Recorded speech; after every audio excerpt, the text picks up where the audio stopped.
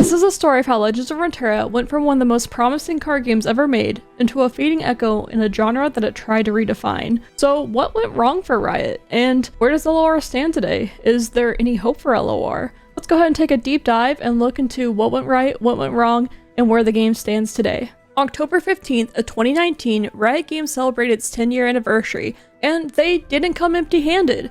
For nearly a decade, they've been secretly developing brand new titles behind the scenes. The S in games was finally becoming real, following TFT and starting with their newest card game, Legends of Runeterra. Riot set out with big ambitions, expanding Runeterra's lore and setting sail into a new genre. With hopes of organic growth and a thriving esports scene, Riot promised a different kind of card game, one where players would rely on their skill rather than luck, a low RNG card game. Not only would the game be low RNG, but acquiring cards would also be. No more grinding packs just to chase that one legendary that you needed to finish a deck. On top of this, Riot also promised a focus on promoting diverse metas with frequent balance patches, multiple ways to win, and most importantly, to fulfill the fantasy of playing your favorite champion from League of Legends. Riot ultimately delivered on most of these promises.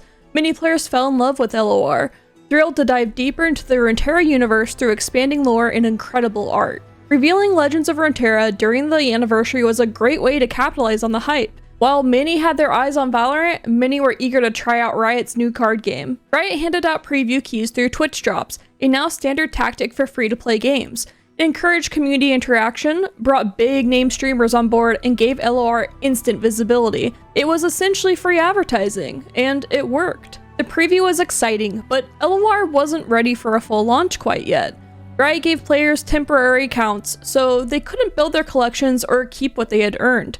In an ideal world, Riot would have launched right then and there and kept the momentum going. While the segmented launch certainly hurt LOR's hype, it still had strong potential. On January 24th of 2020, LOR entered open beta, complete with a ranked ladder. But it was PC only for now. Players were eager to see if Riot could deliver on its promises. But there was one major problem in the open beta: card acquisition. Players had limited ways to get new cards beyond the base set. You could level up through reward tracks, open your weekly vault, or buy wild cards for the cards that you wanted, but these were limited, such as only 3 for legendaries. That's it. The result? A stale meta. And I mean a really stale meta. There were basically 3 decks on the ladder: Elise Spiders, and Elise Spiders with Hecarim. Riot earned praise for avoiding the pay-to-win model, but the tight restrictions made it hard to try new decks or play your favorite champions. Creativity took a hit. If you wanted a new champion, you had to hope the weekly vault rewards gave you one. There were RNG card packs, but the vaults were RNG all the same.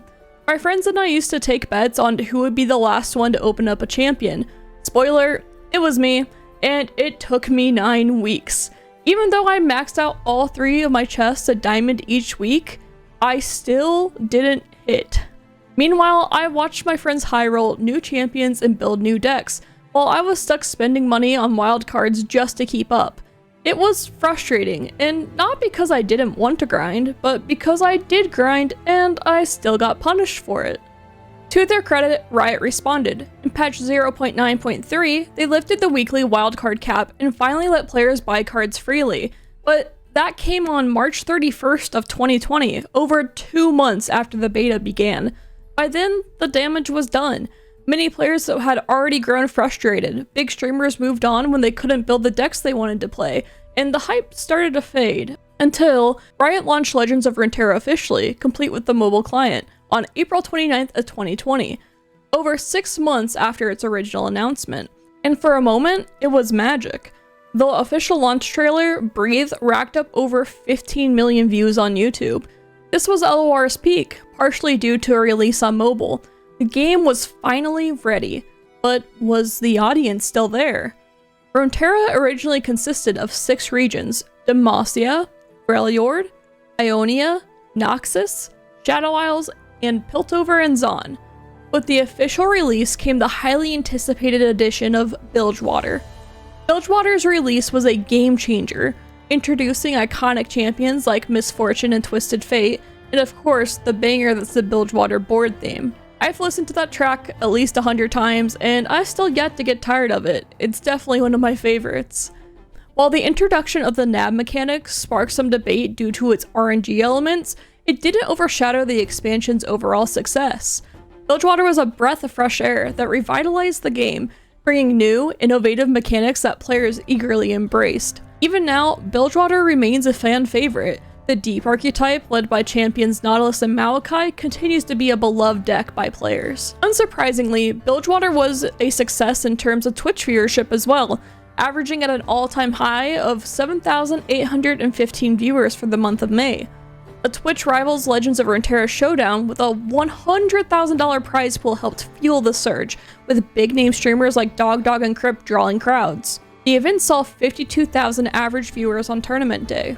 Videos from the largest LOR creator, Mogwai, were commonly reaching 200,000 views or more, and these were some of the best times for the game. Bilgewater had set the bar high, setting a high standard for future expansions.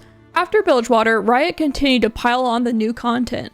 At the end of May, new game modes Gauntlets and Labs were announced, along with the introduction of Spectator mode, setting the table for the future of competitive tournaments. Riot also teased the arrival of single-player content, likely referring to what would eventually become Path of Champions, but more on that later.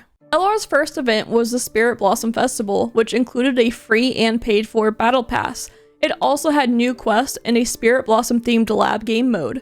Riot also pushed for greater visibility with Twitch rivals, Spirit Blossom series, featuring popular streamers battling out in Legends of Runeterra, Teamfight Tactics, and of course, League of Legends. The Legends of Runeterra section averaged 59,000 Twitch viewers during its segment. August brought a new region, Targon, which introduced a controversial card that, for many, overshadowed the fun. This card marked a major turning point in design. It divided the player base and became a frequent argument between players and developers. Hush. Hush was a flexible, burst speed card that couldn't be countered. Players felt its anti-fun presence and hated how it could target anything on the board without the possibility of being able to react to it. It felt counterintuitive to the high interaction gameplay that players had come to love. Many felt that certain decks and cards became unplayable because of Hush, which warped the meta around it. While streamers and players raised concerns, developers defended the card, citing data showing that it wasn't overpowered. However, its anti-fun presence was clear, sparking long rants from prominent streamers about how it ruined gameplay. Hush wasn't nerfed until patch 1.14 after months of player outcry. In October 2020, Legends of Runeterra took a step into the competitive scene, announcing its first seasonal tournaments. Players from around the world could now compete for cash prizes directly within the game client. Along with this, the next event, KDA, was released, introducing a new lab and a special event pass, once again both free and paid. The free version granted players KDA-themed spell cards, but not everyone was happy about this. A portion of the player base felt that these themed cards broke their immersion into the Runeterra universe and that they just felt out of place. While the cards themselves brought many new decks and alternate win conditions, many players were still displeased. Only 2 months after announcing competitive LOR, the first seasonal tournament kicked off. Though there was interest with around 24,000 Twitch live viewers, the steep learning curve of Legends of Runeterra made it hard for newcomers to fully engage. Legends of Runeterra had a high barrier to entry for players new to card games. It has 3 types of spells, an elegant mana system, a unique turn system, and Blockers Chooses isn't quite as intuitive as Attackers Chooses. There's a ton of keywords to remember, and long terms without flashy action made it harder to capture the interest of esports fans used to a fast-paced FPS game. Legends of Runeterra struggled to gain interest and highly relied on players watching their favorite content creators be casters or players in the tournament, rather than interest in the tournament itself. By January 2021, LOR was seeing its lowest numbers yet. After the Celestials of Targon were old news, the future was more uncertain than ever. With no new region on the horizon until March 2021, LOR needed something to keep players engaged. Not wanting to keep players waiting, Riot surprised players with an Aphelios release. His flavor was immaculate. Just like his champion design, he had long wordy text on every aspect of him, from his champion card and off his guns. He had the right amount of complexity and offered fun and new ways to play the game. However, he was incredibly overpowered. Despite these issues, Aphelios still gave the game a bump in players. Around the same time, Riot took note of growing popularity of labs and PvE content. They expanded on this with the introduction of Lava Legends, a roguelike mode where players could choose champions like Aphelios, Braum, Hecarim, Heimerdinger, Lucian, Lulu, Misfortune, or Riven to embark on unique PvE adventures. This helped deepen the engagement for both casual and competitive audiences. Soon after, the second seasonal tournament, Cosmic Creation, aired, though it saw a significant drop in viewers, averaging only 14,000, a stark decrease from the previous seasonal tournament. With the next expansion around the corner, anticipation peaked. What would the new region be? Void? Ishtal? Nope, it was Shurima. The Shurima expansion introduced the Ascended champions, Renekton, Nasus, and Azir. These champions featured a unique mechanic, where they had an additional powerful level up option when the Sun Disk was activated. The Sun Disk led to Mono Shurima being born and became the first mainstream monocolor deck in Legends of Runeterra. The Shurima movie became a meme within the community, as they could only get their additional level up when they ascended, which could only happen when the Sun Disk was activated, causing an avalanche of level up animations to both players. There was just one problem with this deck. It sucked. Terribly. It boasted a stellar 27% win rate at one point. This deck was about as bad as they come, but this didn't stop players from loving and playing the deck, as it was consistently in the top 3 most played. This was also a sign that a lot of players valued fun and thematic gameplay over mere victory. This was further reflected by the continued popularity of Deep, and Riot Games took note. This influence was evident in future card and deck designs, such as Pyke's release in November of 2021 featuring the Lurk mechanic. In this mechanic, each card had the same keyword, Lurk, or as I like to call them, hat monsters. Building a deck around Lurk was straightforward. You threw every card with the text Lurk on it, and boom, you had a decent deck. This simplicity made the game more accessible to newcomers, reducing the complexity of deck building. However, it frustrated players who preferred to brew their own decks rather than rely on pre-built decks by developers. Metas were solved quickly, partially due to the strength of pre-built strategies by developers. Now, let's get back to Shurima. Although the expansion helped boost Twitch numbers, the numbers still hadn't reached the peaks seen during the launch of Bilgewater. On May 5th of 2021, Riot released another part of Shurima, featuring Irelia from Ionia. Irelia and Azir made a deadly combo, Azirelia as we like to call it. This powerful duo became a ladder menace, causing frustration among players as Azir's Sand Soldiers and Aurelia's Blade Dance enabled certain units to attack when you didn't even have the attack token, frustrating players as this mechanic broke the core mechanics of the game. You might have noticed a play pattern here. Card game players don't always like it when you break the foundational rules of their game, although they can be fun at times. After initial pushback of not wanting to nerf the deck at all, Aurelia had made up over 20% of all decks on the ladder. On June 1st, 2021, Azir Aurelia finally got a slap on the wrist. It felt similar to the way that Hush was defended, and has now become a long-standing meme of, we love the play patterns of Azir Aurelia. It wouldn't be until a later patch that both Azir and Aurelia would get nerfed. Riot made its next push with the Sentinels of Light event, featuring Akshan being released in the whole Runeterra universe, including League of Legends, TFT, and LOR. This was Riot's way of trying to tie the games together and to get some crossover play. Viego was also released in LOR along with the Rune skin line. Skin lines in Legends of Runeterra hit differently than they did for other Riot games, and for multiple reasons. For one, buying a skin for a champion was expensive for what you got. It was similar price to the League of Legends skin, but what you got was an alternate art and a level up animation. The card art itself wasn't even animated, making it feel a little bit bland.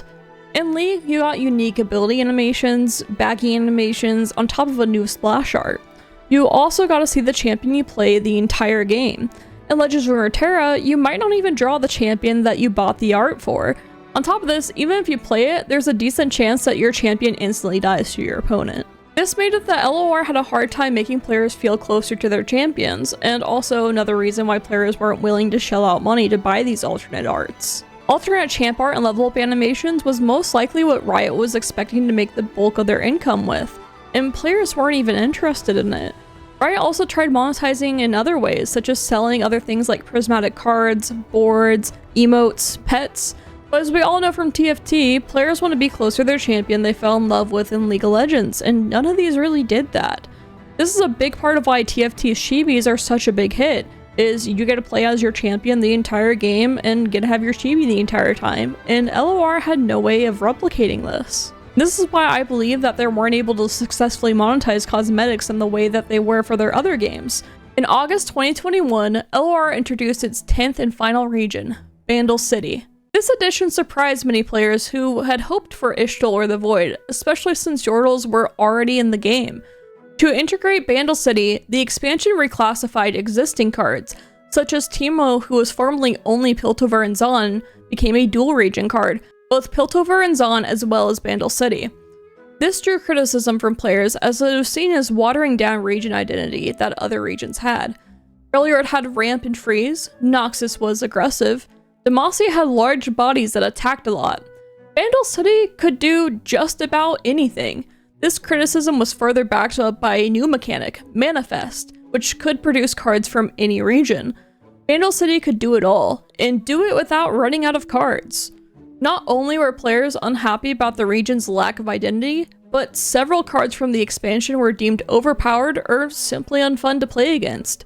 Some of the most complained about cards included the Bandle Tree, Yordles and Arms, Mini Morph, Poppy, Bandle City Mare, Aloof Travelers, Hidden Pathways, and Loping Telescope all faced criticism for their impact on gameplay. Following the finish of Bandle City card releases came the first World Championship in LOR on September 16th through 18th, with a peak of 36,000 viewers.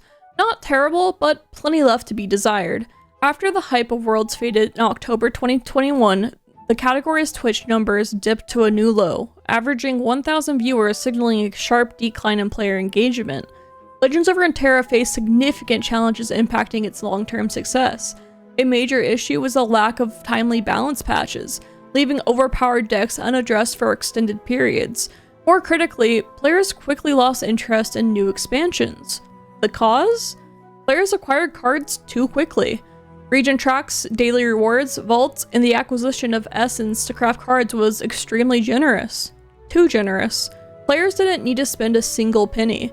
Many players could craft every card upon release, play their desired decks, and then set the game aside until the next expansion.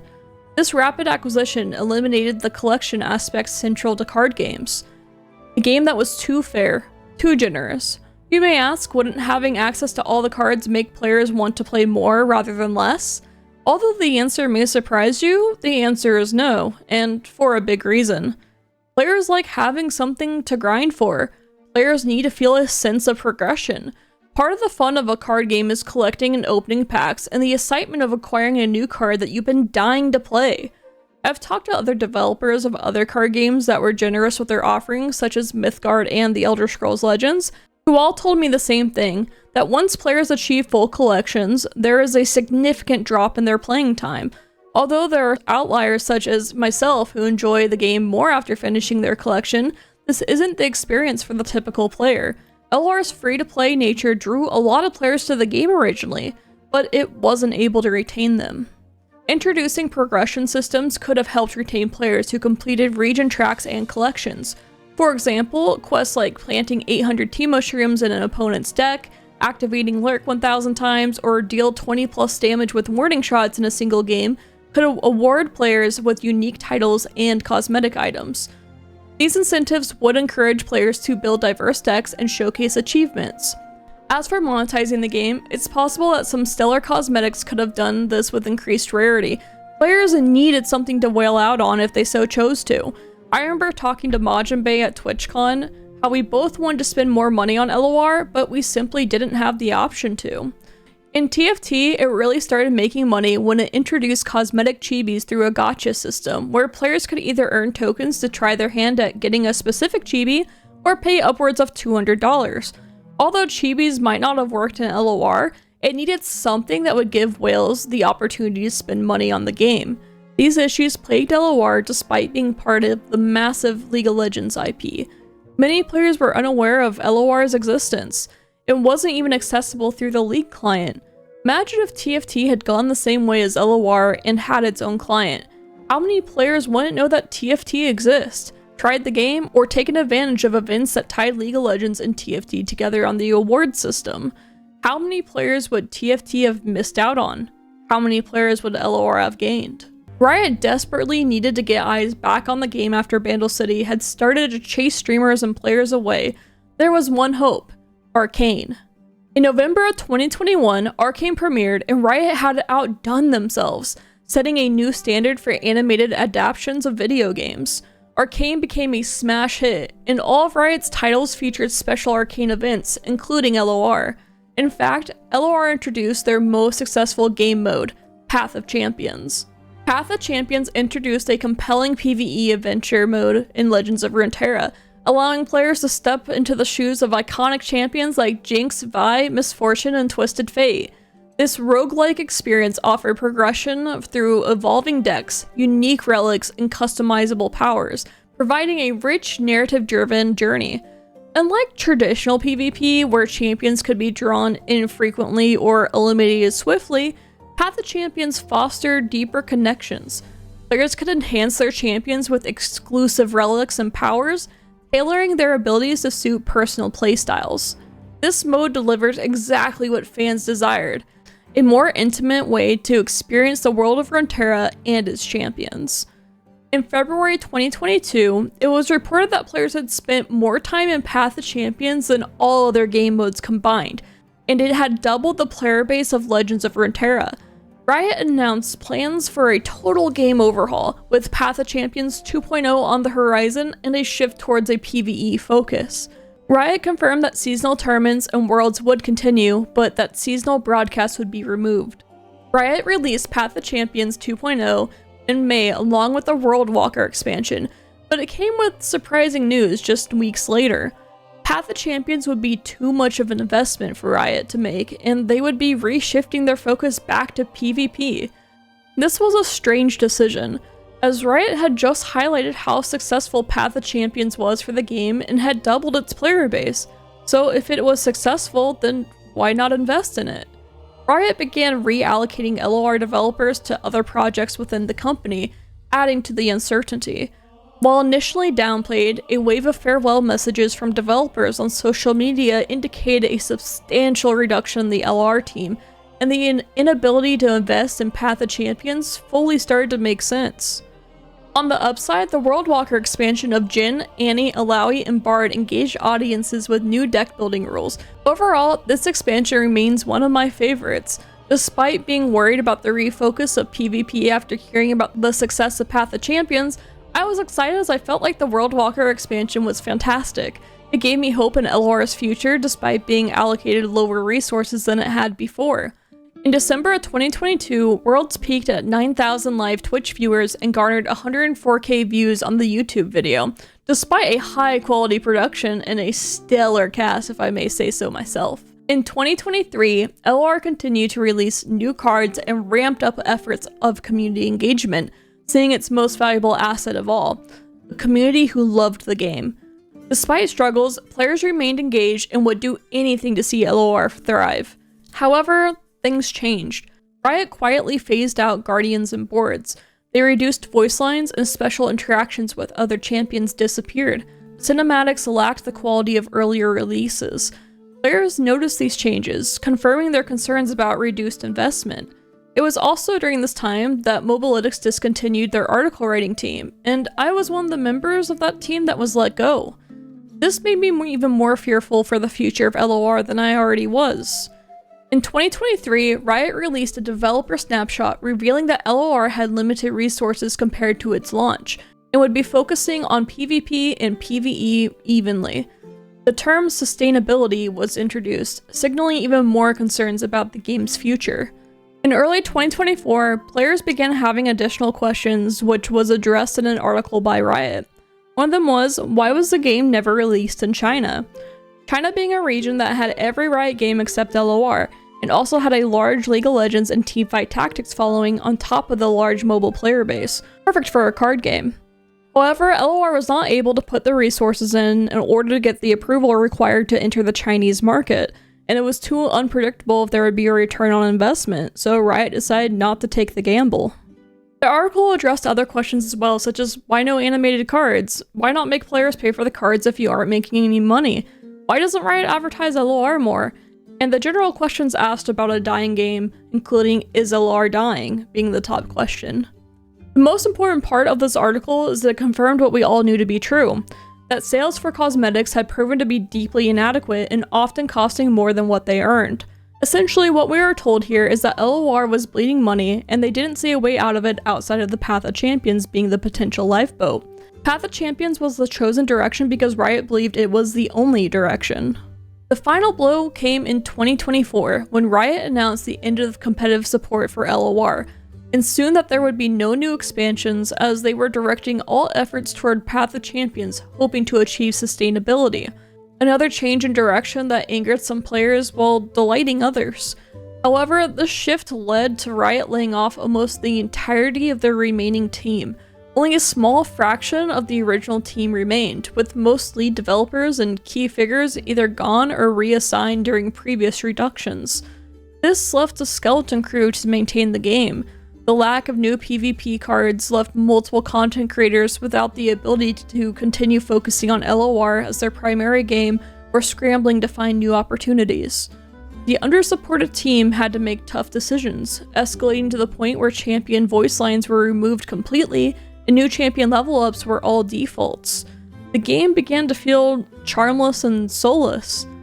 Players were disappointed that their favorite champion lacked identity compared to earlier releases. This decision was soon reversed, but at the cost of slower new card releases, which most players agreed was worth it.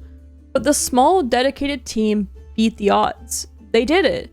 Path of Champions is monetarily successful and continues to grow despite minimal investment. However, as of May 16, 2025, that might change. Riot shared an article about how Path of Champions continued to do well and they wanted to invest more into it. Glimmer of hope for all of us who love LOR. LOR has always struggled with an identity crisis. It never seemed entirely sure what kind of game it wanted to be, or which audience it was wanting to capture. Was it a competitive PvP game for hardcore players? Or a more casual, second screen friendly experience for a lot of newcomers? It tried to be both, leaning on cheap card acquisition and the strength of League of Legends IP, but it ended up satisfying neither.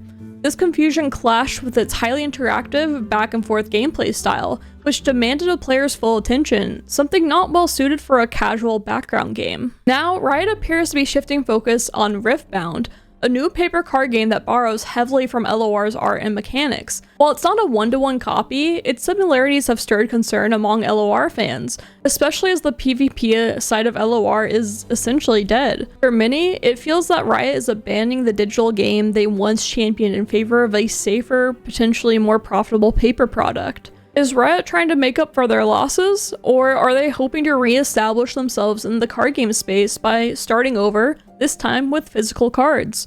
After all, some of the most successful digital TCGs, like Magic the Gathering Arena, began as paper games. Maybe Riot sees Riftbound as a chance to rebuild from the ground up. But here's the twist. Legends of Runeterra already has something that works: Path of Champions. The interest is there, the gameplay is solid, but the support hasn't been. It leaves a lot of players asking, what if Riot had invested in Path of Champions all along? What if it was there when the game launched? What if it was monetized the way that it is now? Maybe we would be living in a different world.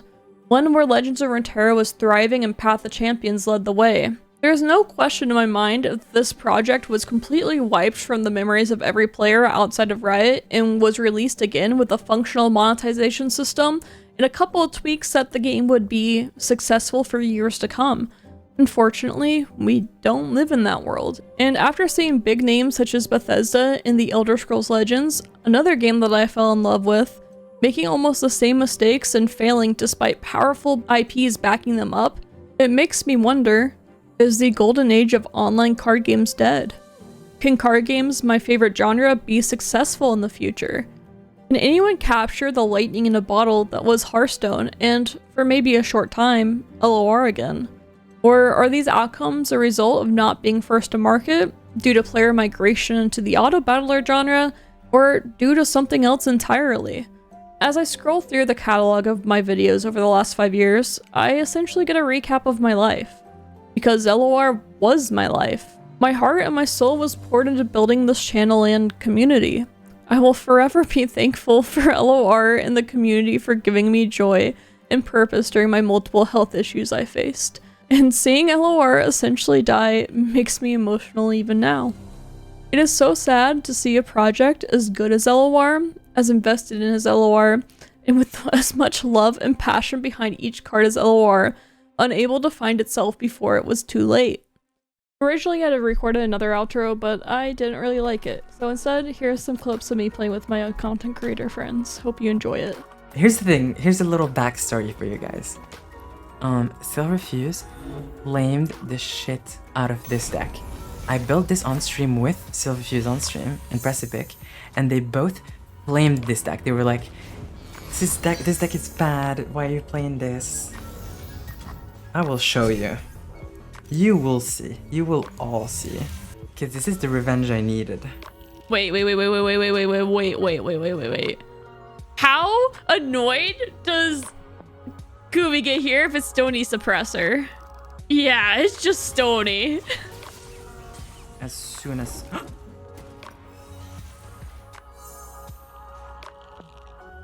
I mean... no, wait. Wait a second. No way.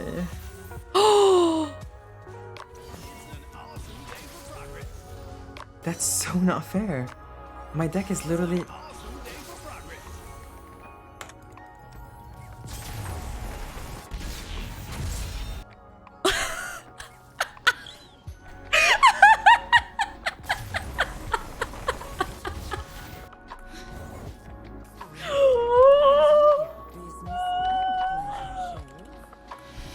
Gotta believe.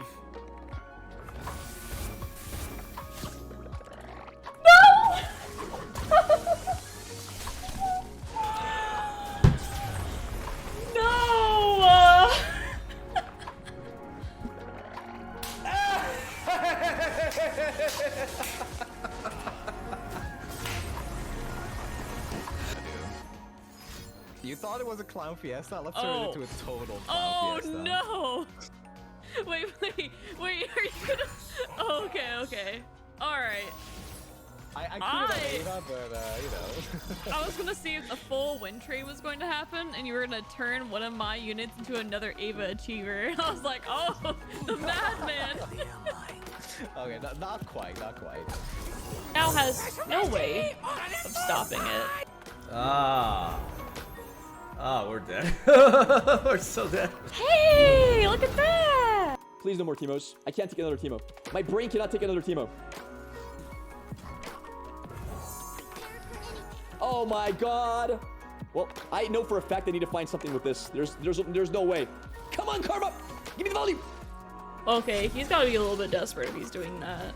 Elusive, please! Give me an elusive! Give me an elusive! Elusivo! Okay, yeah, he's done.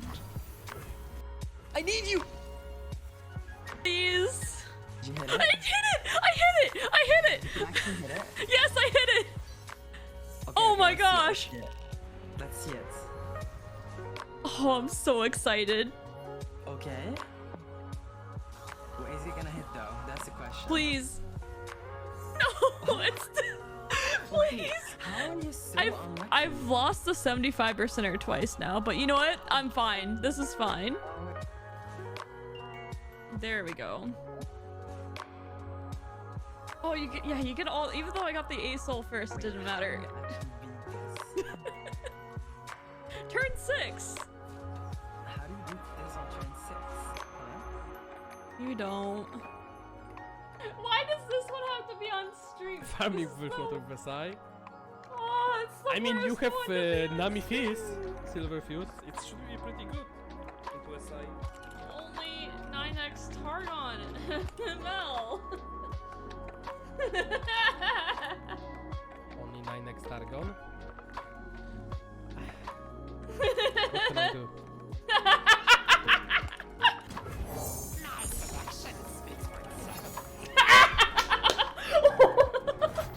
Okay, let's go. What up, Ladros, baby? Kurwa no. Ej Boże.